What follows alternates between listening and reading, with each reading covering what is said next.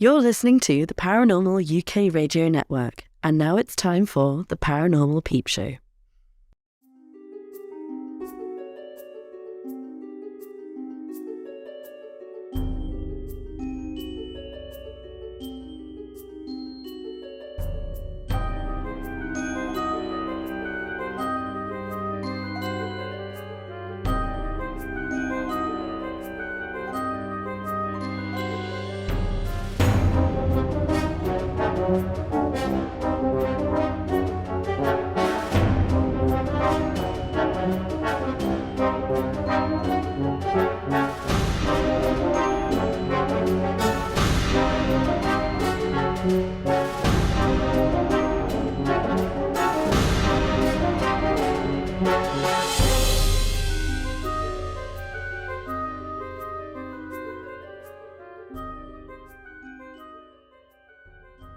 Hi, welcome to the Paranormal Peep Show on the Paranormal UK Radio Network. My name is Neil Geddes-Ward, and normally I'm joined by Andy Chaplin on our February edition, but unfortunately his computer is out of action. He's at the repair shop, so Andy sends his apologies.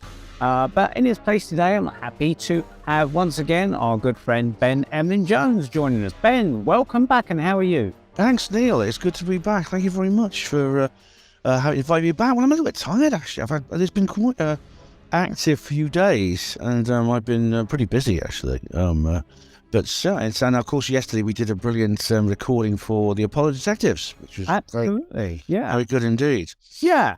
Thank you for taking part in that. You're welcome. Host, as always. So for those that don't know, as well as doing the Paranormal Peep Show, also on YouTube, we put out, Ben and I, along with a few others, Andy has also taken part in a show called the Apollo Detectives, where maybe once or twice a year, 2 or 3 times a year, we get together, maybe 4 or 5 of us, as researchers and skeptics of the Apollo program.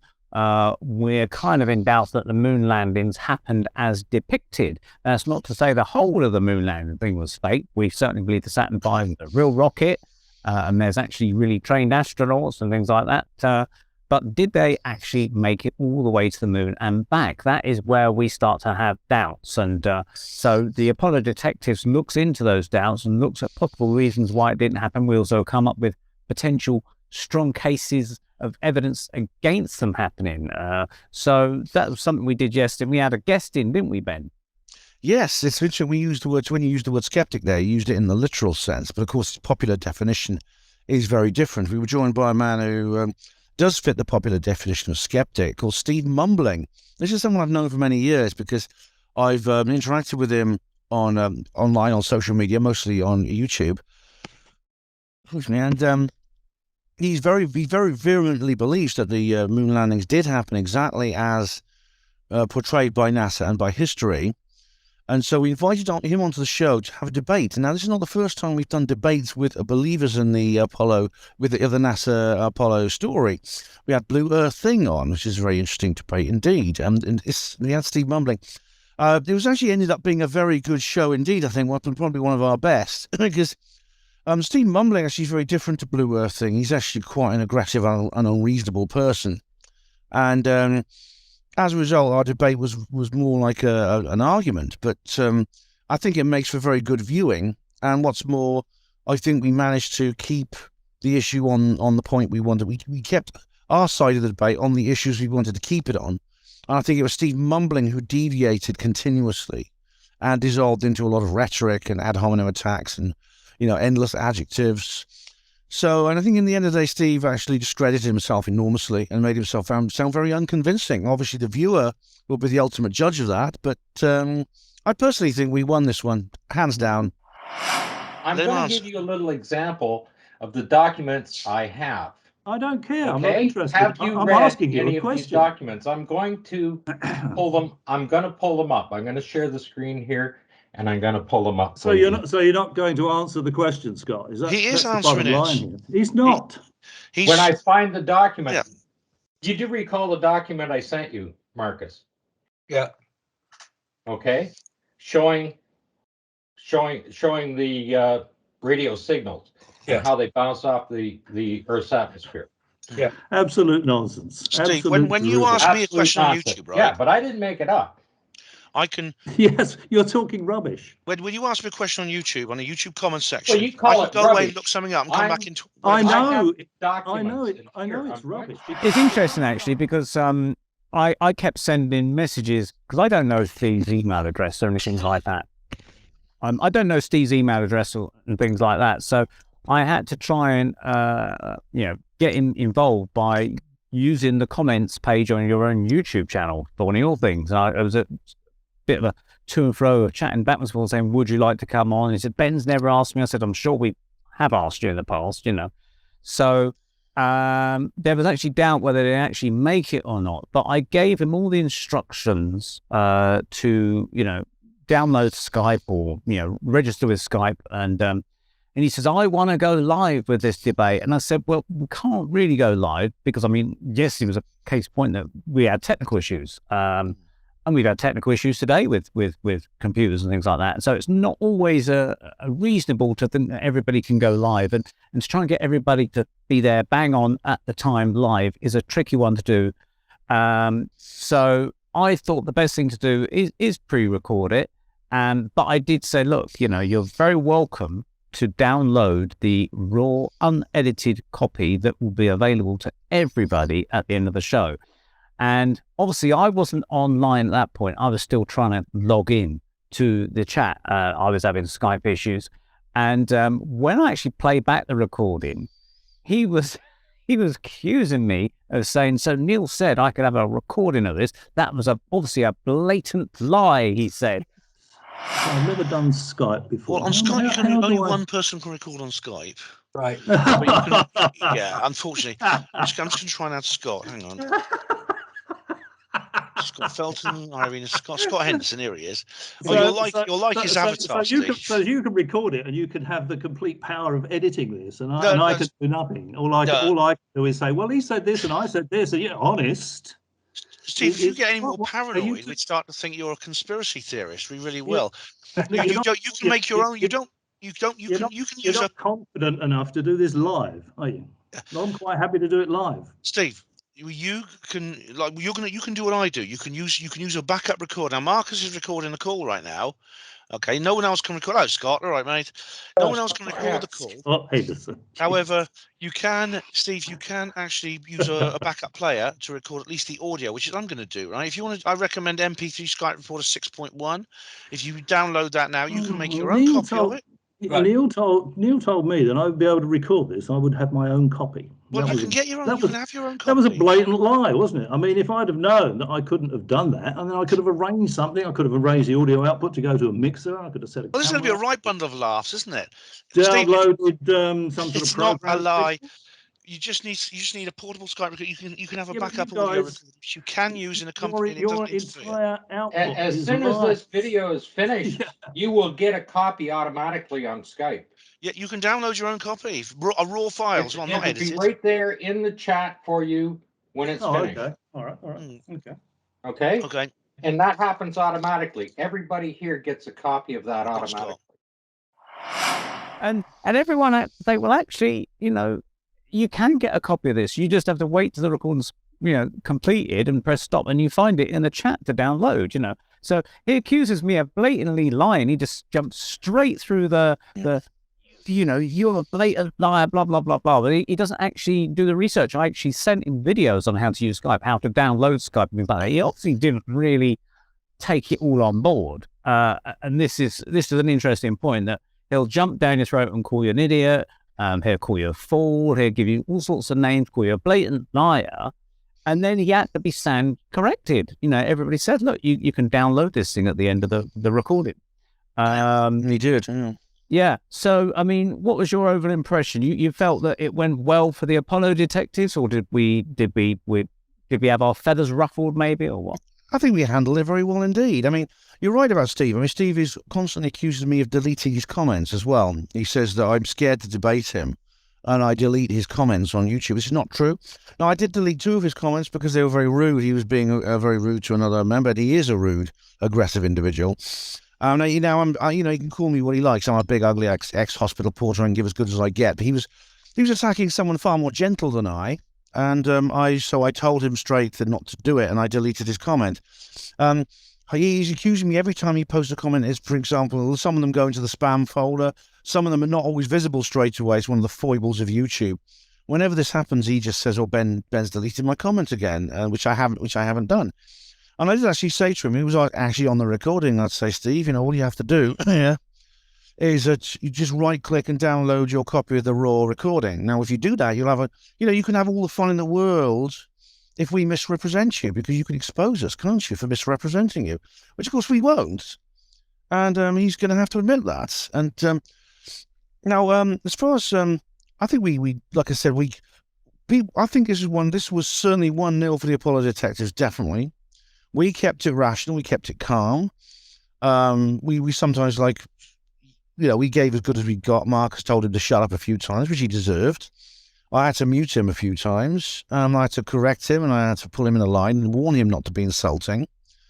But it's the best way of dealing with someone like him is to behave like that. I think he tries to provoke, he tries to flame, he tries to antagonize.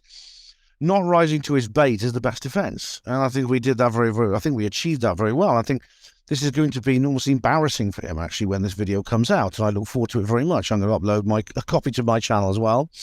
And I can't wait for that. I really can't.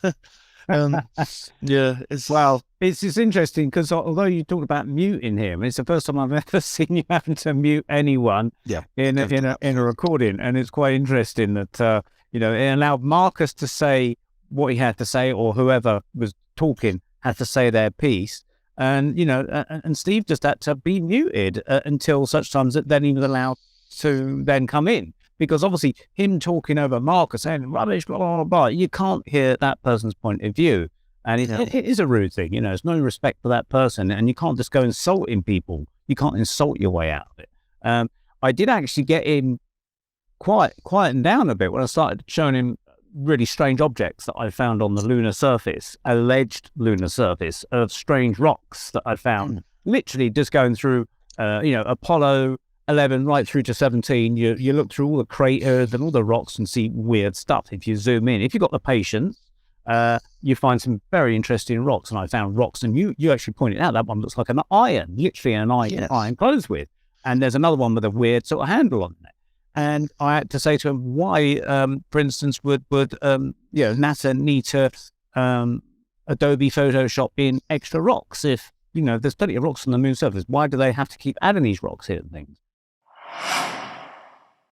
Okay, now I want to know why, for instance, now this is obviously I'm informing you, I put it Apollo 18. It's not actually Apollo 18, that's the sequence of photos. These are zoomed in shots from Apollo if it was 17. From Apollo 18, that would explain it all, wouldn't it? Yeah. Well, no, it's not Apollo 18. I'm just numbering it. If you actually look at my sequence here, Apollo 16, Apollo 17, Apollo 18, it's just the number of sequences I put together.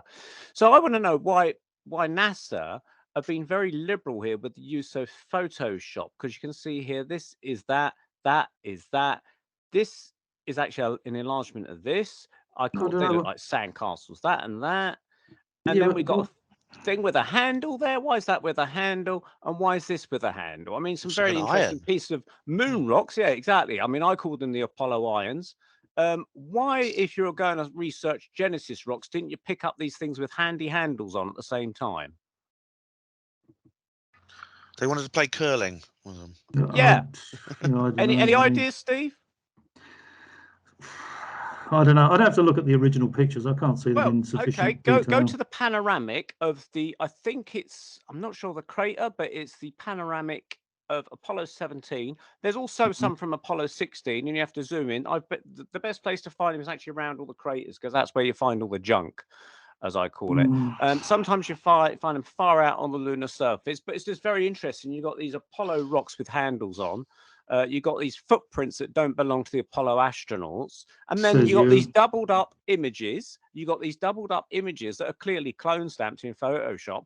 Now, there's no need for NASA to Photoshop their own backgrounds and clone rocks and things like that to make it look more like moon rocks everywhere, is there? Well, what you've got to bear in mind is that, NASA are very clever people. Do you really think to make they would do anything that would be obviously, raise questions? You think they would let that through, do you? Well, hang on. If they're very clever people, why didn't they just hand over all their samples of moon dust and moon rock straight over to the Russians? They were actually quite restrictive in that. Because they work very hard for it. Steve, are you arguing that because it looks more fake, that's evidence that it's not? I'm not saying that it looks more fake. To be honest, I can't see it well enough to be able to comment on it. Well, maybe NASA were just unlucky because, as Jarrah said when he was on a previous show, they went all the way to the moon and they picked up an Earth meteorite and brought it back. They're very unlucky. You know how rare Earth meteorites are on the moon? No, do you? Very extremely rare because Earth has very deep gravity compared to the moon. And where does that information come from, Ben? Well, Jarrah had a presentation on a previous show which you've watched. I know you've watched it, haven't you? You've watched it, haven't you? And and we had to also discuss the fact that he said, oh well, the Apollo lunar module was protected against gamma rays. It's lined with this and lined with that, all sorts of protective shielding, etc., etc. But then he actually neglected to think about it. I said, well, hang on, what about the fact that when you go on a EVA, that's extravehicular activity, in other words, climbing out the spaceship, walking around in a spacesuit, and different missions had different durations of these activities going outside of the spaceship, but they all had one thing in common. They all left the hatch open, supposedly. So you got all that gamma radiation, literally cosmic rays, everything that's been around for billions of years hitting the surface of the moon, and it's actually around the moon as well, seeping into the cabin. And then you also got the problem of the lunar regolith, or the dust, or the moon soil. They climb up back in the ladder, and he said, but that sticks, it's like it all sticks to it, so it's not going to be, it's all going to stick to the ground, or the suits and things like that. I said, yeah, but they could breathe it in. He goes, oh, no, but it's all going to stick to everything. I said, what about when they, end up back in zero gravity? It's all floating around. And they could potentially breathe this stuff in, and that's potentially like breathing asbestos. That's just, if he says it sticks around to everything, it sounds very much like asbestos, where it sticks in your lungs, like glass. And sadly, the actual dust did actually stick to the suits. You can see quite clearly in some of the suit that the suits are caked with this lunar dust, this surface powder. It varies exactly what it looks like. Sometimes it looks like coarse, like gravel. Other times it's almost very loose, almost like talcum powder. But it did come back. They did inevitably take some of it back into the craft. Now, Scott Henderson's pointed out this is not only possibly a toxic risk, because they don't know what's in it. It's been irradiated by, as you said, for countless eons. It also might contain other chemicals and even biomes that could be harmful. This is why the original astronauts were placed into quarantine. Scott Henderson's pointed out it would make it very difficult indeed to seal the hatch, because getting the actual getting the actual jamb of the door completely clean of this dust would be difficult. And it would need to be very, very clean. It would need to be very, very clean in order to seal that properly against the very hard vacuum you find when you get up as far as the moon. We always think of space as being a vacuum, and indeed it is, but the vacuum is more intense the further away you get. Now, for example, the International Space Station when you get there is a vacuum. It's at a level of 10 to the minus 4 torr, which is it's the unit of measurement for vacuum. That means there is actually still some gaseous material at that altitude. For example, inside the Large Hadron Collider, it's about 10 to the power minus 6 torr. So it's more intense vacuum within the Large Hadron Collider, which which is actually the hardest vacuum anywhere on Earth or in Earth orbit. When you get out to the distance of the moon, the altitude of the moon, you're beyond the ionosphere, you're beyond the exosphere, you're completely beyond all Earth's atmosphere. You get 10 to the minus 12 torr. So it's at that level, simple things such as shutting the hatch and creating a pressurizing a spacecraft would be far more difficult, as Scott's pointed out. You would get some seepage. The seepage wouldn't be it would be a slow puncture, but it would be enough to drain the craft before you had a chance really to transfer to the command module, as Scott's pointed out. So yeah.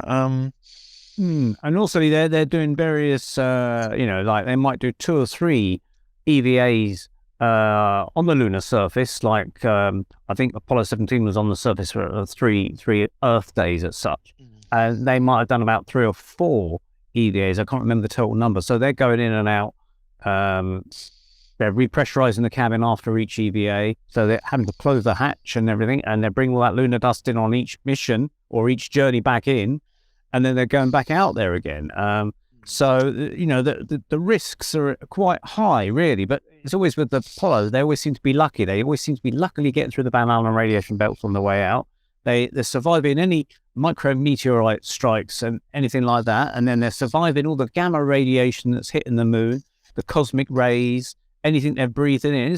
There seem to be fairly lucky astronauts.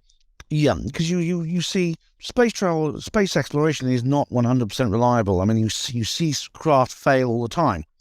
On unmanned missions, of course, this is annoying. Things like Beagle 2, for example, which failed, landed on the Mars, which is very sad. But no one was harmed by it. No one was actually killed. With a manned mission, of course, it's far worse. With the Challenger disaster, of course, the 7 astronauts were killed in this huge explosion when the rocket blew up. There's been many other examples of rockets blowing up or failing in some way and killing the astronauts. Usually, there's not a lot that can go wrong with a spacecraft, actually, which is not so bad that it results in all the astronauts perishing. So now Apollo was amazing because Apollo had sent 6 successful lunar missions. There were 7 altogether. There was only one major malfunction on the entire program. That was Apollo 13, and even that had a happy ending. They did, against people did wonder, they did manage to apparently find a way to return safely to Earth when they lost all the power in the service module.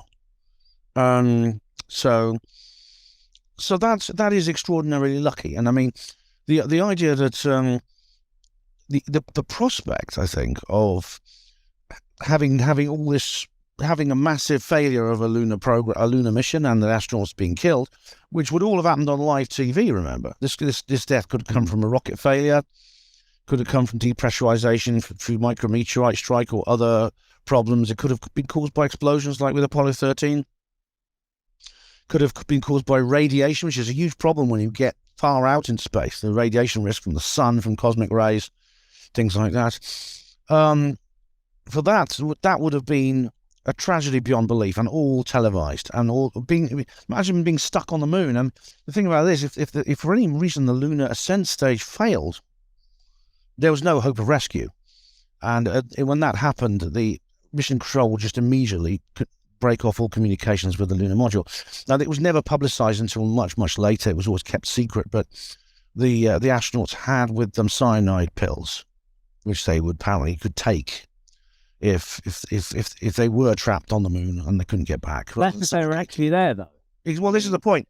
The point is, if you were planning, as soon as you have all this ability to fool people, this ability to control minds through the media, wouldn't you be tempted simply to make a little movie and then tell everyone you went? Yeah. Now, it's like that. That's all the kind of backstory stuff. So that's like extra psychological psyop stuff that's put out there. Like, Nixon had a speech prepared should the astronauts die. They had cyanide tablets they could take should they die, or they couldn't take off, and so they had to kill themselves, etc., etc. All these little backstories have been thrown into the Apollo narrative, not necessarily admitted by NASA themselves, but by their supporters have put these things out into the the world of the internet. And it's also a little bit like the whole idea of there's these stories that Neil Armstrong saw aliens on the moon, and I've always had an issue with that particular story. That people that will believe NASA, they'd also believe in aliens on the moon. And I'm not saying there isn't aliens on the moon. I'm just highly skeptical of the idea that Neil Armstrong saw them on the moon with Buzz Aldrin or any of the other astronauts, because the alleged commentary supposedly said by Neil Armstrong was something along the lines of him saying, "Yes, sir, they're here. They're sitting right here by the side of a crater, sir, and these babies are huge." Supposedly he was referring to like 3 landed saucers on the edge of a crater washing them. Now, the problem I have with that particular phrasing of him saying, "Sir," and these babies are huge. Now, in all the Apollo communications, Neil Armstrong never referred to anyone when they're supposedly communicating back to NASA as "Sir." he'd always call them Houston, we have a problem, or Houston, can you hear me? He never called anyone sir. And him being a pilot, because remember, he was a fighter pilot, he presumably never called any of the enemy craft or anything like babies. You'd call them enemy craft or bogies at 10 o'clock or something like that. It doesn't sound quite aircraft speak in my life. No. What do you think? Yeah, and the call sign Houston was because the mission control for NASA was at the Jet Propulsion Laboratory, which was set up by Jack Parsons. This was in Houston, Texas. That's why they call it Houston. They just decided to call it that. That's all he ever. That's the only term he ever used to address mission control. Armstrong himself was a very careful, he was a controlled, calmer man, very much an introvert, very thoughtful, didn't sort of like put himself about much. You see, I do believe that when it comes to the moon, there probably is something up there. I mean, the testimony of Donna Hare and Carl Wolf at the 2001 Disclosure Project press conferences and there's other people who've been involved in programs where they do indeed take photographs of the moon, especially the dark side of the moon, which of course is invisible completely from the Earth's surface, where they found artificial structures. However, of course, obviously, if astronauts went there and saw these things, well, obviously, then they would have to have really gone there, which means that we'd be wrong in our hypothesis, because these two ideas are mutually exclusive. Mm. Either there's a conspiracy to cover up the fact that the Apollo astronauts saw aliens on the moon, or the Apollo astronauts were never on the moon. I think it's the latter, personally, which means the other cannot be true. Yeah.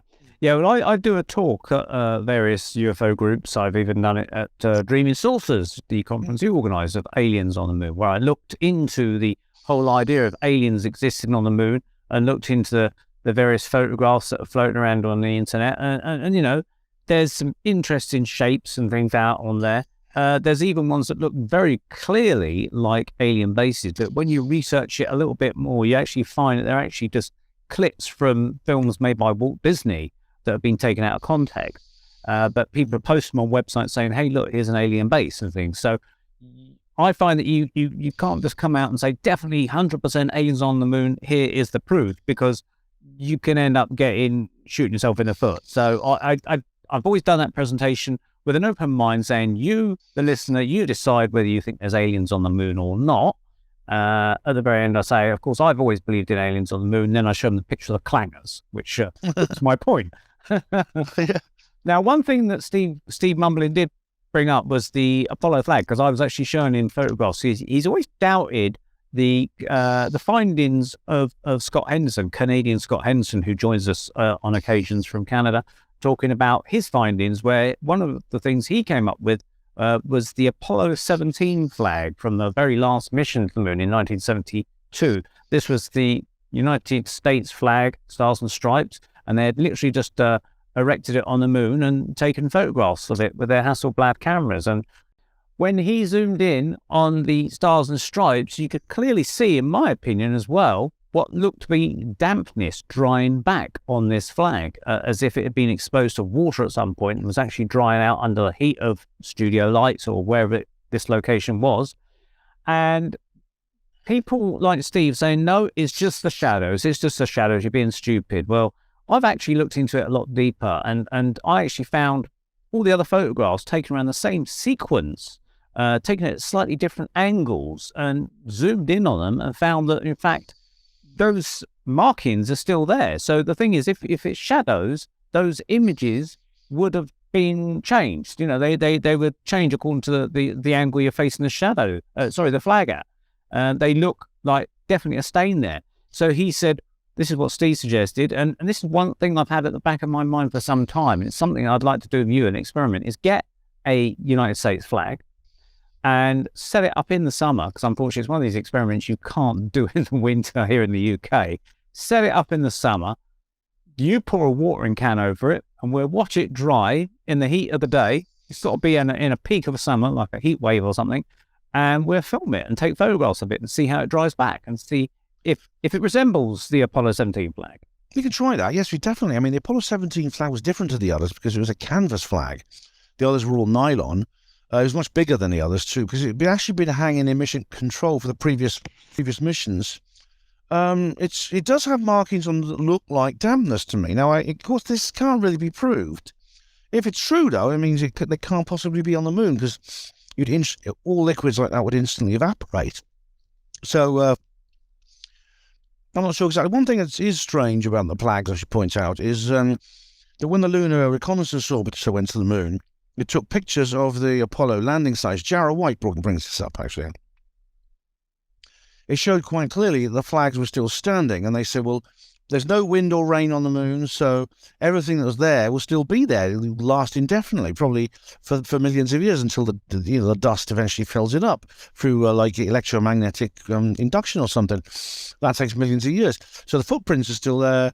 All the craft is still there. The flag is still standing, and you can still see the flag where the astronauts left it in 1969. But the thing about it is, though, it shouldn't be. Now, the reason I say this is because then all we have to do is go to low Earth orbit, where the vacuum is less intense and there's less problems with radiation. The Mir space station in December of 1990 or 1991, the process that had been going on in Russia for the last few years, that is the destruction of the Soviet Union, was complete. And the astronauts were ordered to do a special EVA because they had to take down the hammer and sickle flag. Because they said, you can't fly that anymore. The Soviet Union doesn't exist anymore. You've got to replace it with the Russian tricolor. And which they think they sent it up especially on a rocket, I think. Yeah. So they did. I mean, the astronauts went out to lower the red flag with the hammer and sickle on them and put up the Russian flag. When they did, they found that there was very little left of the original flag. The original Soviet flag was in tatters. It looked like moths had been at it. And of course, there were no intergalactic moths. The moths in this case were actually continuous bombardment over a long period of time of micrometeorites. It's only been for about 3 years.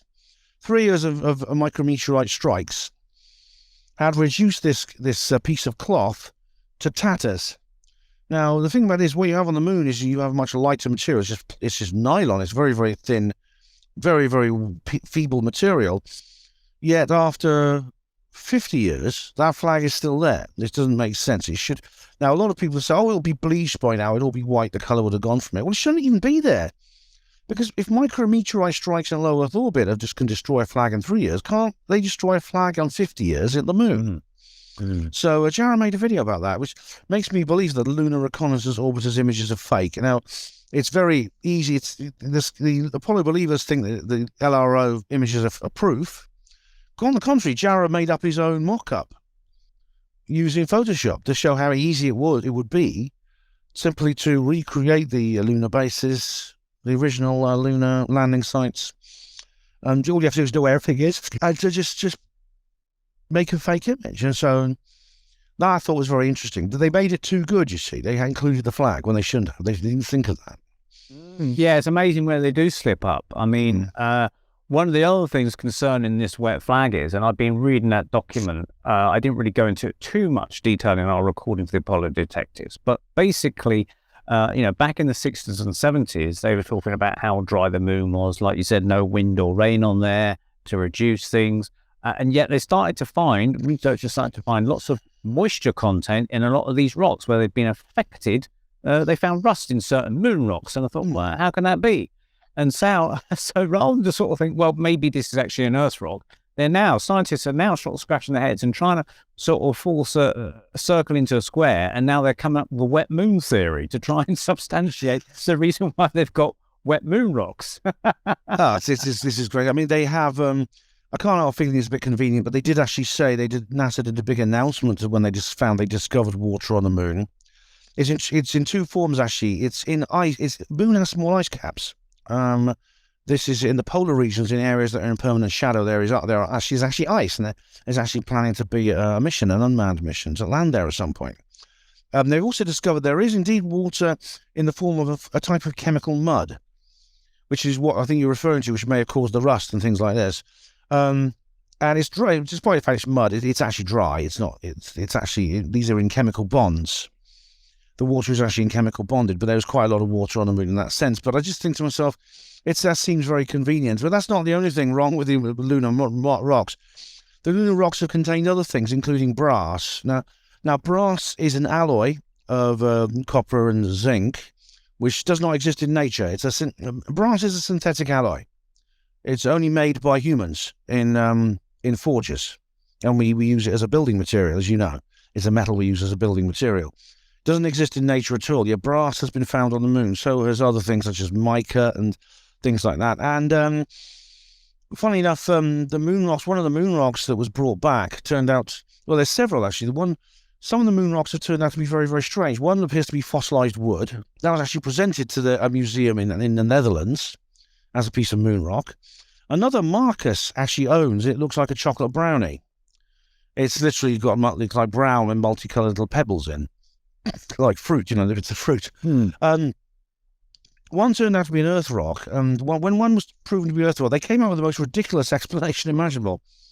They said the astronauts had been very unlucky. They'd picked up an Earth meteorite. Now, the thing is like the moon. There are little pieces of the moon on the Earth, as we know. I mean, they've been picked up. Little Werner von Braun went to Antarctica and picked up you can see them quite clearly. You can see meteorite quite clearly. Some meteorites do come from the moon.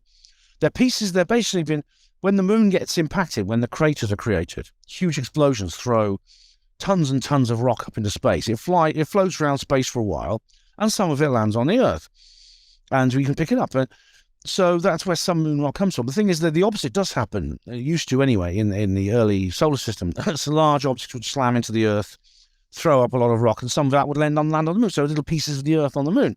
Very rare though, because Earth has a much steeper gravity well. So there's much less of the Earth on the moon than there is the moon on the Earth. Yet when the explanation NASA gave for this anomaly, which Jarrett talked about, is the astronauts this particular sample was actually an Earth meteorite, which means that they're incredibly unlucky to go all the way to the moon, pick up a sample, a contingency sample from the moon, to bring back to Earth, and they just happen by billions to one chance to pick up an Earth meteorite. Yes. This is the lucky astronauts having an unlucky day. Spent billions of dollars to get to the moon to go and pick up a rock you could pick up off the beach. Basically. Yeah, isn't that weird? Isn't that? I mean, it's so lucky they were in other ways, and then they get a bum note like that. Yeah. It's just incredible.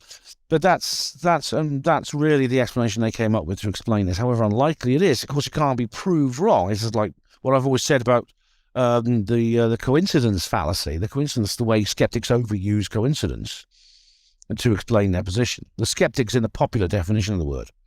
And can you go over that one? The listeners that haven't heard it. This is whenever if you get into an argument with a skeptic, inevitably they'll say something like, "Oh, that's just a coincidence." When you describe some piece of synchronicity or something. The problem with that, when we're saying something is a coincidence, is that where does the skeptic stop using an argument? Is there a statistical ceiling above which they'll stop using an argument? It's good that if you're ever in this situation, a good way to test them is to say, okay, if I win the national lottery 5 weeks in a row, is that a coincidence? Would you accept that as a coincidence? And they'll say no, because that's so unlikely. It's 13 million to 1. The odds against it are 13 million to 1 raised to the power of 5. Now, that's an incredibly high number. That's so big you can't even imagine it. But you see, it is still physically possible that could happen. As long as you buy a ticket every week, you could win, and you could win 5 weeks in a row. There's no physical law that prevents you doing it. It's very, very unlikely. And so when the skeptic says, no, that can't be coincidence, says, okay, then where's your cutoff point then? Where's the statistical ceiling? Where would you set your statistical ceiling above which you'll stop crying coincidence and everything like this? And I've never found one that really answered me. They mutter things about p-values and Bayesian inference and things like that. But really, it's actually a far more simple question, and it requires a far simpler answer. I got into a debate with Dr. Paul Rogers about this at the ASAP 2011 conference. It was quite amusing. He couldn't answer me. So just bear that in mind if ever you're caught in a corner by a skeptic. It's just a coincidence. It's just a coincidence. Well, talking of coincidences, I was going to mention this to Andy actually, but he's obviously not here to talk about it. But in our last show, we spoke to Robert Hulse of Macclesfield UFO. I know you know him because you've interviewed him before anyway. And he spoke about his friend in Canada who she investigates crop circles and things, but she had a very interesting experience to do with what most people call Hat Man. This dark being appeared in her bedroom apparently, he was wearing a hat, but he was a top hat man rather than just a fedora type of hat. And because Andy said, well, are you sure it wasn't a fedora hat? And he goes, well, no, I can only report that he was wearing a top hat. So he's obviously moved with the fashion. And but he had a bit of some sort of, he picked her up by the arms apparently, and she said, drop me or let me go. And he let her go, and she shouted something at him, and he vanished or something. Now, I was listening back to this discussion, this interview, through my headphones as I was driving about. And as I came to some traffic lights, I got to the part where they're talking about the hat man in the top hat, and I happened to look across at a van, a working van, a workman's van, and it had a great big logo on the side of it, and it's literally a shadow man wearing a fedora hat. Just a shadow man. Literally just the top half, his shoulders, his head, and the hat, and it's just complete silhouette. But there's no writing on it to say what the business was. It's literally just a shadow man image of the man in the hat, as we were talking about shadow people. And I thought, well, that's really weird. It is, yes. You know, coincidence or not, it was just bloody weird. That is an odd thing. Of course, you can't prove that's not a coincidence. It's impossible to prove anything's a coincidence, because there's nothing that's physically possible in this world that is so unlikely you can say that simply cannot happen. It can happen if it's physically possible. But again, it's one of these weird little nudges in the ribs that I find I keep getting from this strange world of ours. And I'm not the only one. I mean, Carl Jung actually wrote a book about this. Several other books. There's Beyond Coincidence, which is a good book, which lists some of these amazing occurrences. That's on the subject of the shadow people. I mean, it's interesting. This lady saw someone with a top hat. I suffer from sleep paralysis as well. Although I get it about probably once every couple of weeks, and it doesn't bother me. I just usually lie there until I don't usually see that. I can see around me, but I just can't move. But occasionally I've seen strange beings in the room with me, the cowled figure, the old hag, and things like that. What's interesting is that these creatures like the Hat Man are seen all over the world by people of very, very different cultures, races, religions, backgrounds, geography, which to me is really quite amazing. What it suggests there are only really two explanations for that. One is that the human brain, every human brain, regardless of whose heads it's inside, wherever they live in the world, whatever colour, creed they are, religion, every human brain produces certain images under certain states of consciousness. Now that in itself requires extraordinary explanation. The only other explanation is that what these people are seeing is objectively real. And I think that's more likely. I think that's far more likely. That's the Occam's razor type of thing, isn't it? Yeah. I think it's far more likely they are perceiving an objectively real phenomenon. Yeah. It's interesting, still on the skeptics kind of thing, because there's Quora, I think, that website where people ask questions and people provide answers. Yeah. And someone was asking a question about, do you think that the Star Trek teleporters or the transporters used in Star Trek, do you think they'd ever be real one day? And people were putting forward their various reasons why it couldn't happen and things like that. One guy put, well, it'll never happen because, you have no soul anyway. So consciousness isn't in the brain. So even if you recreated the body at another location, the consciousness wouldn't be able to be with it because consciousness can't exist outside of the brain or something. And I put a little reply saying, well, actually, there's a lot of evidence to suggest that that's not quite the case. People having out-of-body experiences or near-death experiences and things like that. And the instant kind of skeptic thing, you're saying you're talking absolute rubbish, blah, blah, blah, you're deluded. All the insults fly out first before they can come back with anything logical, And so I said, well, look, have you actually done some research in, there's absolutely mountains of research into out-of-body experiences, people having near-death experiences. There's a famous one that was logged. I can't remember who was the guy that researched it now, but it's where this woman, she was dying, I think, in an operation. And she was, I think she was Mexican or Spanish, Hispanic anyway. And the lady who was getting the information from her, she could speak sort of broken Spanish to her. And this lady was absolutely desperate to tell someone what happened to her. And so she said in Spanish, and she kind of had to reinterpret it, that she said, I could see everything from above, looking down, the doctor's doing this, the doctor's doing that, doing sort of things that, most patients when they're put out would have no idea what's going on. But she was describing accurately the operation and all the kind of tools they were using. Then she said she's found herself floating outside of the hospital, like on the 5th floor.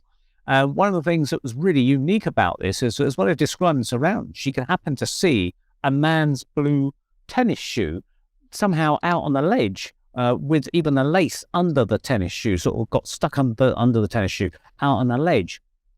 And so she reported it back to this lady, who then went in search of this 5th floor and was looking out every window of the hospital on the 5th floor. And it's only at the very last that she managed to find this window, and she leant right out of it, almost having to lift her feet off the floor to almost fall out of it, when she could see like a tennis shoe on the ledge, which wouldn't have normally been apparent for people just walking past the window. And it was as described. There's a blue tennis shoe, and the lace was stuck under it, as described by this woman, who was still ill in her bed, by the way, and yet somehow she was describing something that was happening beyond her conscious vision as such. This is incredible stuff, really. This is the case of the spiritual sneaker. I've heard about it. Now, skeptics, that's a skeptic dysphomism. The skeptics will say, well, someone else saw that, and then because of course this cannot be proved. It cannot be proved. This is not something apocryphal. However, it seems unlikely because this lady, as you said, it's not easy to see this shoe where it had been left.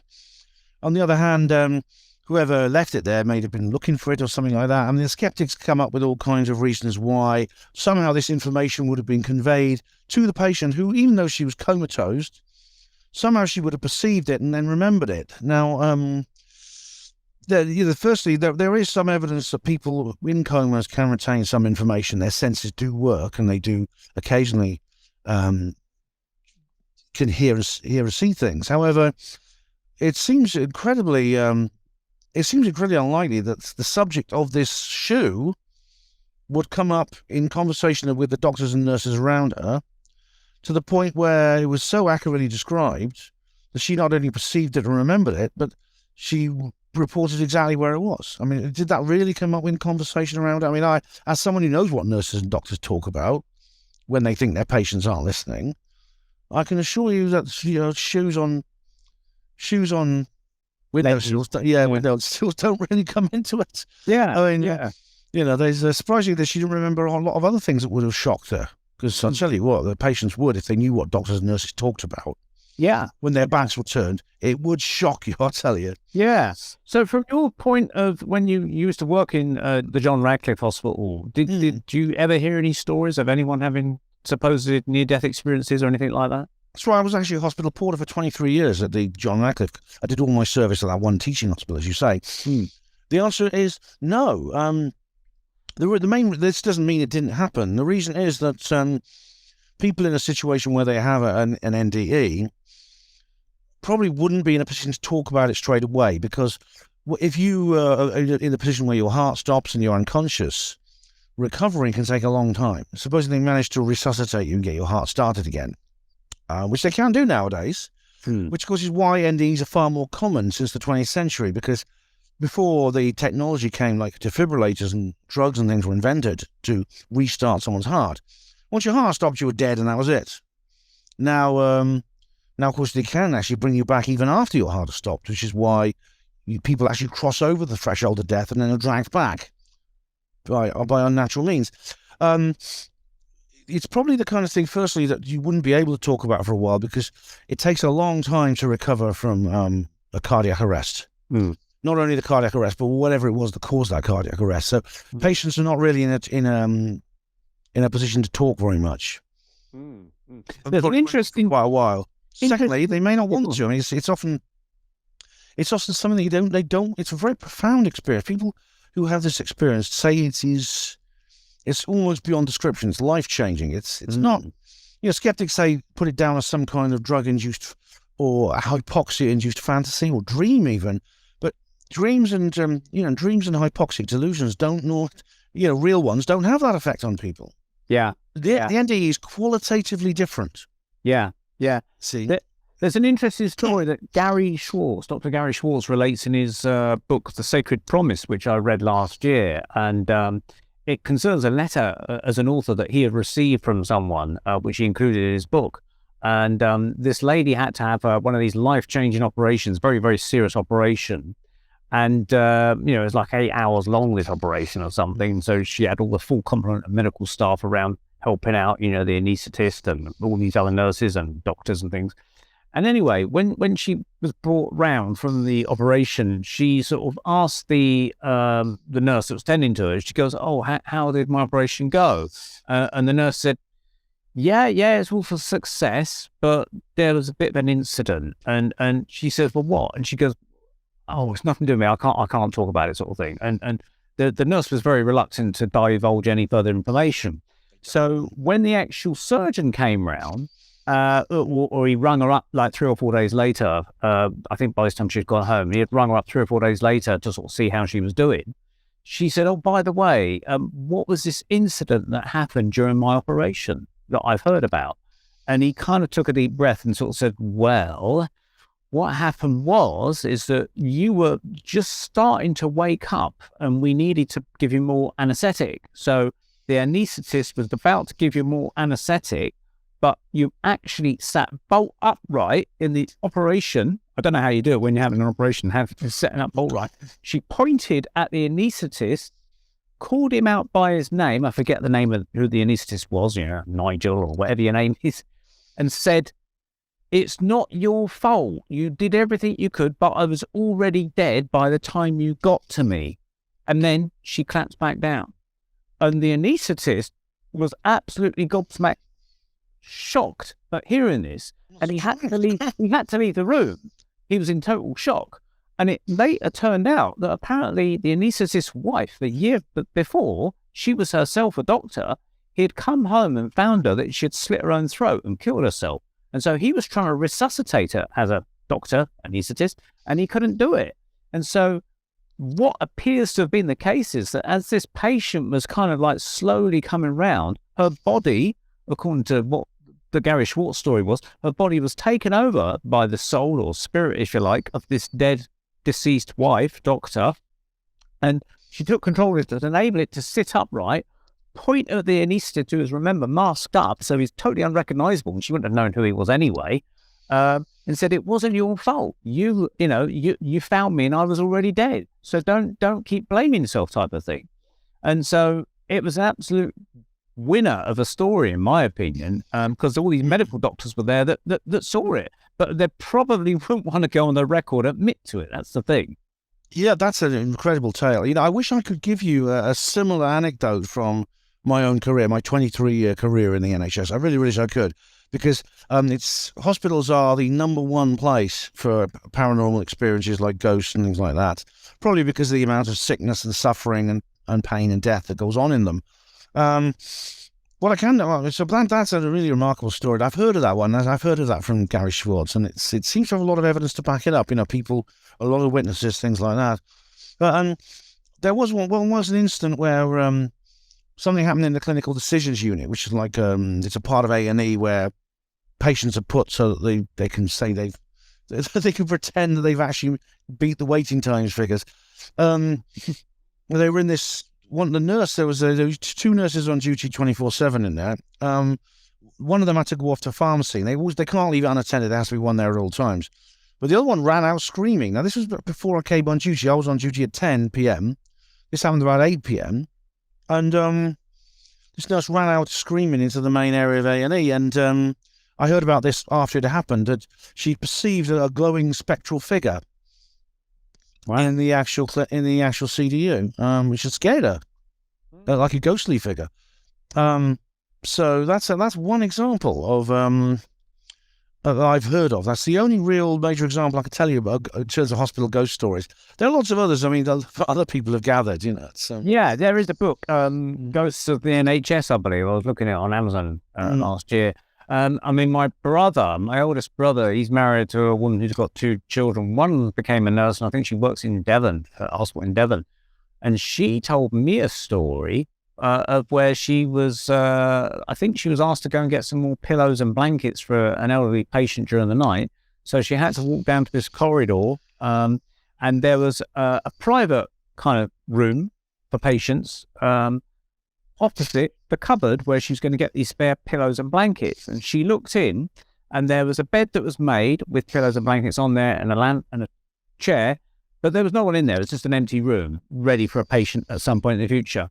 She looks in there, no one's in there. Okay, so she carried on sorting out the pillows and blankets out the cupboard opposite, and then she heard a bit of a noise and looked back into the room, and the whole bed was suddenly unmade, and the chair that was at one side of the room had been flung to the other side of the room. Literally, as if some sort of poltergeist type of activity had taken place right behind her as she was like getting these pillows and things. And it really scared the hell out of her because there was no one else in the vicinity, and its mysterious kind of activity took place right behind her. So it kind of doesn't surprise me that if there is such a thing as a soul, which I believe there is, or a spirit of the person, they survive death, you're passing over. Loads of people are passing over in hospitals. And there must be cases of people that are being, trapped there, if you like, or there's still their residual energies there for a little bit, maybe afterwards. Haunted hospitals. You hear of these tales, don't you? Yeah, I mean, that sounds like a classic poltergeist activity. And this is not uncommon. In fact, if you go to social media, YouTube has several people who compile these kinds of videos. The two in particular I recommend are Slapped Ham and The Darkest Secret, that compile these kinds of videos, and they're quite extraordinary. The hospital ones in particular are very strange. There's even images of black figures that look a bit like the Grim Reaper in hospital wards and things like that. Health ministers. Health ministers, yeah. Pretty scary. Moving on then, Ben, to the Northeast, where you'd gone back up to Truth Seekers Northeast to do a talk. Hello, Maureen and Dawn and Dave and everyone else up there, if you're listening to this. So Truth Seekers Northeast, it's like a group that look out for all sorts of subjects. So they love to hear all kinds of open-minded sort of subjects. UFOs, did the Titanic really sink? I've done aliens on the moon there, and I've done encounters with various ghosts and spirits. They're a very open-minded group. But while she was up there, you also investigated or went to see the sighting of a potential alien grey story, didn't you? Yes, I did. I had a wonderful time. I'd like to say hello to Maureen and Dawn and everyone else, because it's a lovely group, and I love going up there. They're wonderful people, and they have a very well-organised group with several hundred members in the Tyneside area. And when I go up there, I always spend a couple of days. I don't just go up and do my talks. I did 2 talks for this group, but I like to get out and about and look around, and usually I spend at least an extra day during that. And in this particular case, Maureen and Dawn took me to Bensham, in an area of Gateshead, which is not far from where the event is held, where the Truth Seekers Northeast have their headquarters. Now, this is, I went there because of, I've been there before, actually, because this goes back to the late 2000s when Richard D. Hall published 2 really interesting videos on his channel. This was in these early days of Rich Planet TV. It's still going, Rich Planet TV, by the way. I do recommend watching it. He came across an old man called Robert Hall, no relation, who lived in Bensham since he was a little kid. And he says when he was 5 years old, he had what he can only describe as a close encounter of the third kind. He was running around playing with his friends, and this was in 1940, in the days when kids used to go out and play and have fun, and not stuck at home in front of TVs. And literally, he saw like what looked like some kind of interdimensional portal, like a Stargate type thing, and there was like a small disc-shaped craft sitting in the middle of the road, and a whole menagerie of aliens lined up along the street.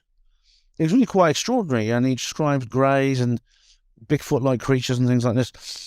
Now, this is a guy who I think he's dead now. He was old, very sort of very ingenuous type of guy, very not the kind of person, not to insult him, he's not the kind of person who would really be bright enough to make up a detailed story like this. And Richard actually got a second opinion from Daryl Sims, who also commented this is a very good witness. This is a very good very, very clear, very consistent, doesn't change his story, doesn't need to think things over. He's Who's Daryl Sims, out of interest? Daryl Sims is a ufologist from the United States who specialises in abduction and implants. Okay. And Daryl interviewed this guy too, which was possibly difficult because this man speaks very strong Geordie, which is difficult to understand in Richard's documentaries. This guy has subtitles, but he ran up the road to the main road. There was a parade of soldiers because this was just after World War II started. He ran up the road to the main street, and he was chased by one of the aliens, like a grey alien. Okay, here I am on Google Earth. Here is the bottom of Headley Street, which is where we started out. And, right, to begin with, the UFO did not actually appear here at the bottom of Headley Street. That's just where the young chap, Robert, lived. It actually appeared at the bottom of Stevenson Street, which is here. There we go. This is the bottom of Stevenson Street. Right, now, to continue where I made mistakes, little Robert did not run up Headley Street in 1940. He ran up Stevenson Street here. Now, Uncle Ernie's coal yard was here. I don't know if it's probably still not a coal yard. Uncle Ernie's, this is the curb where he tripped. That's one of these here is the famous curbstones. And Uncle Ernie's coal yard is behind this gate. It's very old. It may very well be the original gate, actually. It's so old. Uncle Ernie came out with his coal shovel and booshed the alien just there. Now, you'll be glad to know, and indeed you will see, that even though I got those locations wrong, we were actually at the locations where these things happened. We did actually visit the locations where these things happened. He was shouting for help, and his Uncle Ernie, who was working in a coal yard nearby, heard him call, he came out, luckily he had his coal shovel with him, came out and said, "What's going on?" Saw this alien chasing his nephew. Now, Robert tripped on the curbstone, on the curb. I've seen the curbstone, actually, it's still there. Mm-hmm. And so the gates, the actual coal yard gates are still there too. They're a bit old and broken, but they're still there. He came out and he whacked the alien on the head with a coal shovel. Wow. Went down like a 9-pin, either killed or badly injured. They immediately called the police. The police came, basically put the alien in a couple of coal sacks, put it in the back of a police van and took it away. Now, they had no idea what to do with this creature. It's not something they probably learned with your police training. And they took it to a nearby church, St Cuthbert's Church, which is about half a mile away. And they kept it, and then they took it downstairs to the crypt, and they kept it in the crypt for, I believe, a number of days until they managed to get hold of the army, and the RAF came and sent some people around to collect it, and it was taken away and presumably did whatever they do with aliens, because we know that the government, even before Roswell, the government had some kind of policy for dealing with this. So, this Richard Robert, interestingly, he was visited by some men in military uniform and warned not to talk about it. And one of them he's very distinctive. One of them had a turquoise jacket and trousers. This indicates he's with the Royal Australian Air Force, which essentially is possible. They were RAAF officers in England in that time. But interesting detail to remember, though, about the uniform, isn't it? As a 5-year-old boy. Yeah. Remember that. Now, Richard tried to look up evidence, looking for evidence such as newspaper stories and things like this. He couldn't find them, but he did manage to verify some of the other people who were there at the time. Unfortunately, they couldn't. They'd actually passed away by then. Uncle Ernie himself was totally Joe Biden. He was not really up to at the time Richard met him. He was Alzheimer's, or he was even older than Robert, and he was not far from his own demise. And so Robert's the only witness, but he's a very good one. And Richard took a great interest in this. And wasn't there girls that tried to climb over the fence or something? Yes, in a way. There still is a railway fence between. There's the East Coast Main line goes past there, and today it's a big metal fence. It used to be a wooden fence. There used to be no undergrowth. Now there's lots of bracken and there's lots of brambles. There were some girls who saw it who ran away and they climbed over the fence onto the railway track. Which was interesting. It's a pity they can't be tracked down. I suppose they're as old as Robert, maybe passed on as well. The youngest witnesses, yeah. So there's not a lot more we can do, really, in terms of information. I mean, the no one at the church. The church has actually been deconsecrated now. Today, it's actually it's a workshop for stained glass and mirrors and things, and they have a cafe, and you can buy mirrors. The people there know nothing about it. Yeah, it'd be interesting if they could go down with DNA swabs into that crypt and maybe find stuff, you know. Unfortunately, after all these years, it probably wouldn't be possible. Yeah. What I found interesting is two things that, I mean, I have seen this film, but it's worth watching again on richplanet.net. I believe Richard D. Hall's YouTube channel was taken down recently. Yes. He's been up there like quite a few years. And then suddenly, because he didn't want to get interviewed by the BBC for whatever reason, suddenly his YouTube channel's taken down. Well, unfortunately, it was deleted by YouTube because this documentary about Richard was which was a really totally dishonest and very, very nasty attack on him. Was published by the BBC on that part of their Panorama series. Yeah, something called Disaster Trolls. It's awful. And the YouTube, unfortunately, the BBC contacted YouTube, and when they informed them, they immediately deleted Richard's channel. YouTube do this sort of thing, unfortunately. Yeah. Richard, though, all the videos are still available because Richard luckily has them backed up on his own. He hosts his own website. He has them backed up. But most of the old ones you have to download now. You can't. There's no player, but you can download them and watch them on your device. Yeah. They're all still there, including the ones with me. 2 of them have me in. Cool. Actually, when Richard took me to the location when I actually went to Gateshead I went to where he used to live, where his studio was, which is in Concert, Northumberland, and he took me into Gateshead at one point, and he showed me the location years ago. This was back in 20. It was dark then, though, wasn't it, when you saw it? So it was dark. Unfortunately, I couldn't go down. I couldn't go down into the crypt. It really wasn't safe with no light. It's a very narrow, steep staircase that goes down there. Quite dangerous, I imagine, in the dark. And it was very muddy and horrible down there. There were drug needles and things down there in those days. These greys get up to all sorts of things.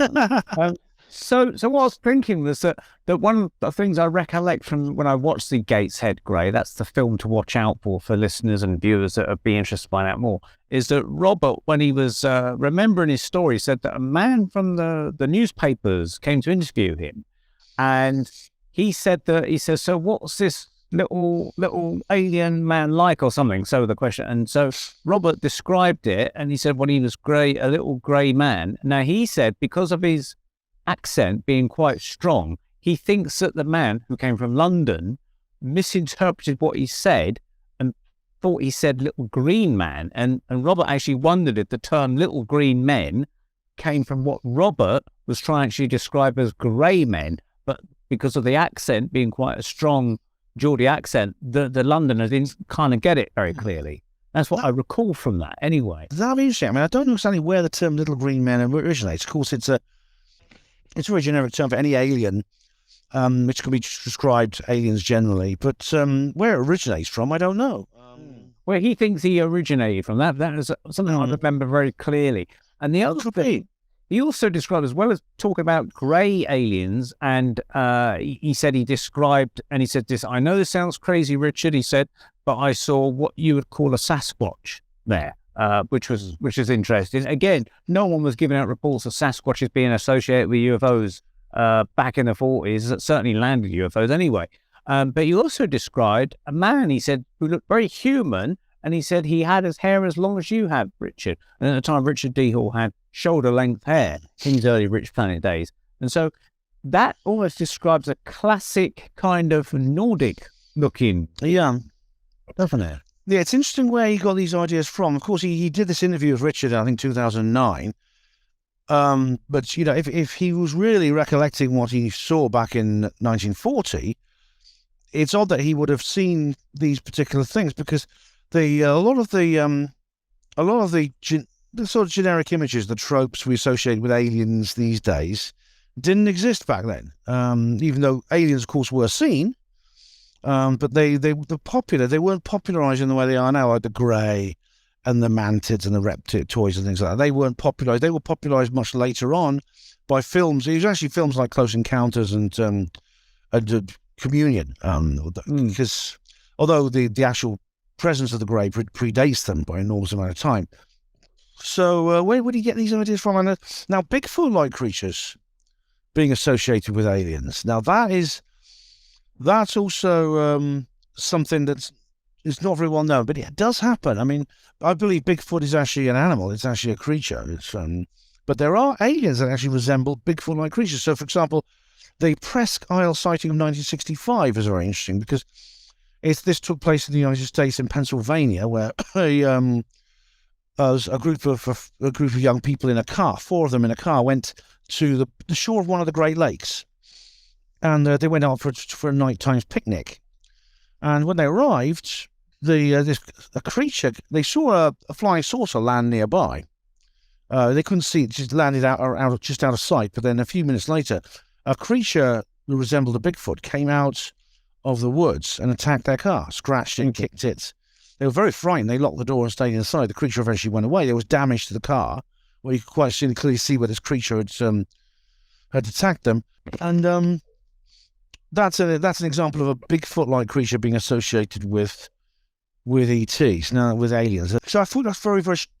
So it's interesting if that is a true recollection, which it seems to be, according to Richard and Daryl. Then that's it's remarkable that he had that experience. Yeah. It's very strange that the young lad of 5 years old would be coming up with, like I say, a whole menagerie of different aliens, and describing a classic grey. Now, I understood that Robert, first of all, met Richard at one of his talks, and he approached him and said, look, I've got something to tell you about an experience that I had. So that's how he first came into contact with him, because I think he was desperate to tell someone, and presumably Robert must have known that his time was going to be limited on Earth, and he needed to tell someone. And he heard about Richard doing his presentation, so managed to get along to one of his presentations in the Northeast.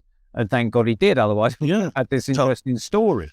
Now, obviously, skeptics will say, well, there's no evidence, there's no photographs, all you got is the guy's word for it, so there's nothing to prove. I mean, they do have a point, but what would you say in defence of Robert? Sometimes you considering the amount of time that has passed from when the incident happened when he was a child to when he finally decided to speak out, it's no wonder there is an absence of physical evidence. I mean, based on what we know, how he describes this event, there's going to be an absence of physical evidence. There's also going to be finding witnesses is going to be more difficult. I mean, this is the bane of ufology. It happens all the time. There's 31 years between when Roswell happened and when Jesse Marcel went to Stanton Friedman, things like that. In the case of Cape Girardeau, in the case of Aurora, Texas, it's like 70 years. And it's the people who were children at the time it happened in 1898. They're like really old now. And by that time, memories fade, memories go, people die. And so this is a problem. The problem is in the 1940s, there was no one really you could turn to. Ufology as a thing didn't really exist. And even though UFOs were present, there was no organised study of them at the time. Yeah, it's interesting though that the officials came away and took it, according to what he said. So somewhere there is an official record of it, most probably, based on what he has said. And somewhere that alien creature is probably in a jar of formaldehyde somewhere. That's all I can say. It may well be. It may well be it was preserved. Certainly there may be documentation, there may be photographs. These will probably be somewhere in Ministry of Defence records. Never probably classified. Public. Yeah. I don't think Nick Pope's going to be allowed. He's not in the Ministry of Defence anymore. But I don't think these are going to end up on Nick Pope's website anytime soon. These will be classified highly top secret. I mean, the government have loads of documents they don't let us see. I mean, the Jack the Ripper documents, they've just been reclassified. Wow, interesting. So yeah, it's unfortunately. Unless there is some kind of major uprising against this truth embargo, we won't get to see those through the documentary evidence for this particular event. It wasn't covered by the newspapers, we know that. Richard did go through the newspaper archives. There's nothing. So it's hussed up, even though a newspaper man came to interview Robert. It sounds like it never even made the press or something. It can't have done, because it's. I don't know exactly how many archives he checked, which paper this man works for.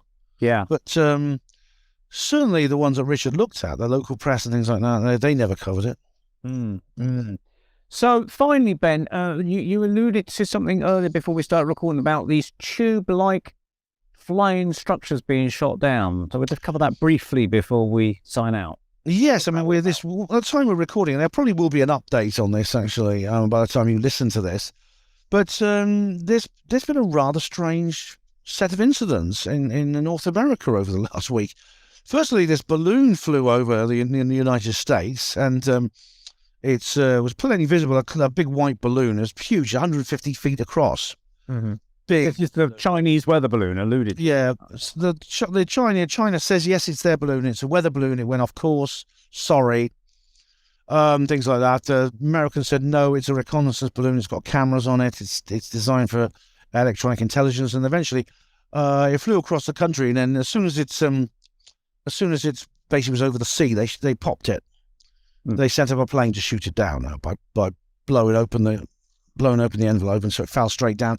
I think the Americans had planned to salvage it, so they didn't want it falling over very deep water. They wanted it over shallow water, so they could send divers down to get it.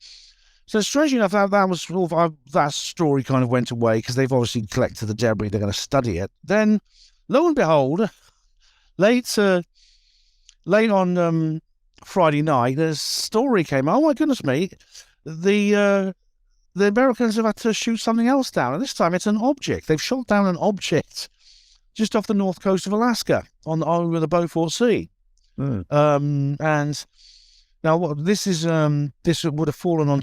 The Beaufort Sea's frozen over this time of year, so it landed on the ice, and they've sent a team up there to go and pick it up, which wouldn't be that difficult because it's all ice. Now what's interesting is the officials who spoke out about this insisted on referring to this as an object. They wouldn't say, I mean, I understand if there's something classified about this and they don't want to talk about it, and they don't want to say where it came from or who it is or what its purpose is, but to not even give it a designation, it is very odd. They insisted on calling it an object. People kept asking, the people in the audience, is this a balloon? Is it an aeroplane? Is it a drone? We're just referring to it as an object for now. We can't tell you any more than that. That's very odd. That's an extremely odd thing. And I think then, lo and behold, I did a live stream about this last night. No sooner as I finished the live stream, another story broke. Oh, they shot down a second object. Wow. This time it's over Yukon in Canada. And it's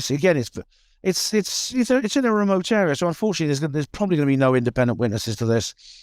Which leads to the question: why did they even tell us?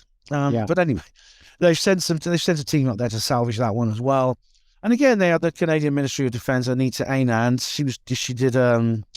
She did a press conference. Now again, she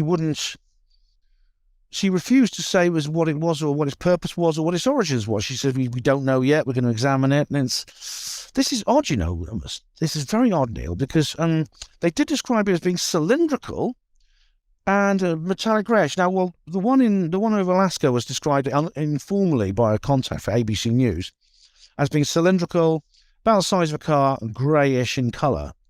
The one over Canada was described. The size wasn't specified, but it's described as cylindrical in shape.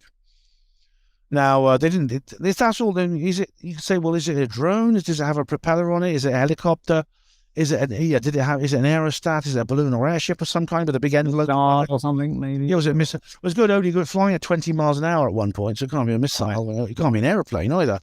And there's only a limited number of possibilities. There's an aeroplane, or there's a helicopter, which it basically has a rotor instead of wings, or an aerostat, which is a balloon or airship that has a lighter than air lifting device on it.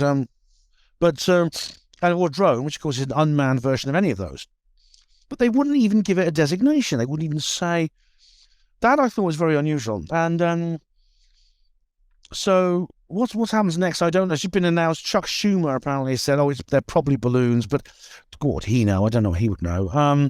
There's still a big mystery over exactly what this is. And what's curious is the terminology the government used is unprecedented. They keep referring to it as an object. They don't say, it's actually some kind of balloon. We can't say any more than that. They literally kept saying it's an object. It's as if they're hinting that it's something, that it could be something extraterrestrial. It's the kind of thing they would say if they were in that situation. However, if it's not ET, then you've got to ask yourself the question, then what is it? Because it might be something else, but if it is, what is it? What is it that's so they can't even give it? They can't even tell people the designation. If so, why not just not tell us? I mean, there's so many question marks over this, and the government are acting really in a very strange way. Something very unusual is going on indeed. And you've got two governments involved. You've got the US government, and then you've got the Canadian government, and one's in one territory and one's in the other. So I presume the US, though, really want to know what's happening to the Canadian object. And I suppose the Canadians will say, yeah, come on in and take a look. Oh, they did. Of course, well, America tends to bully Canada a lot, as it tends to be like that with its neighbours, and indeed around the world. And so, for example, it was an American plane that shot down the object because it was a joint RCAF-USAF operation when NORAD detected this object. But what will happen now is there may be some kind of cover story. A best case scenario is we get the truth about what it is. There may be some kind of cover story, or it might just go quiet. The whole thing might just go quiet.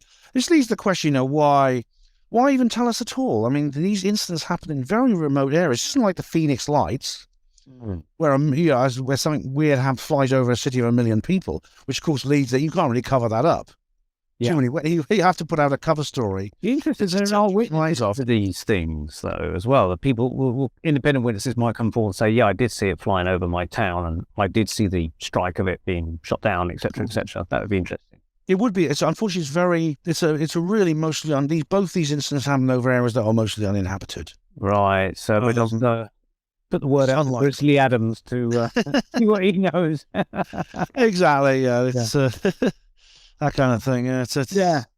Well, Ben, thank you very much for taking the time out. I know you're not feeling great and you're very tired, but I want to say thank you for your time. You're welcome. Most appreciated.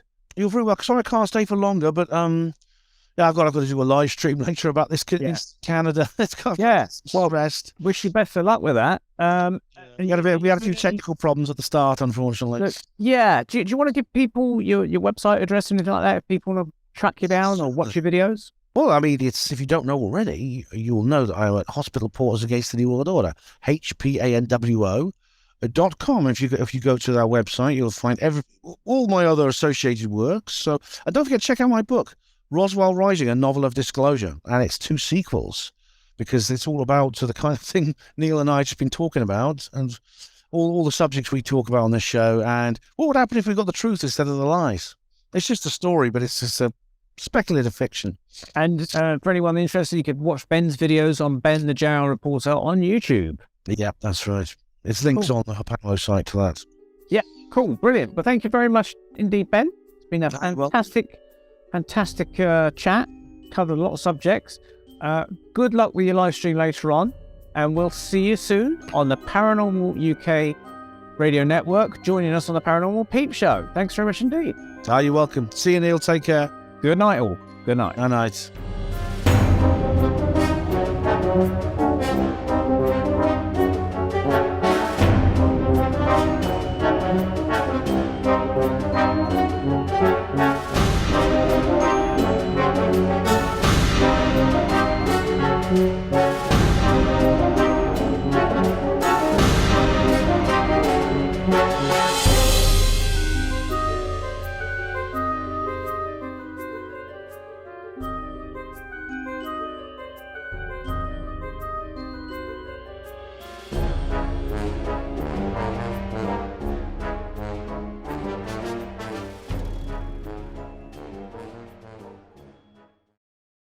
You're listening to the Paranormal UK Radio Network, voted #1 for paranormal podcasts in the UK.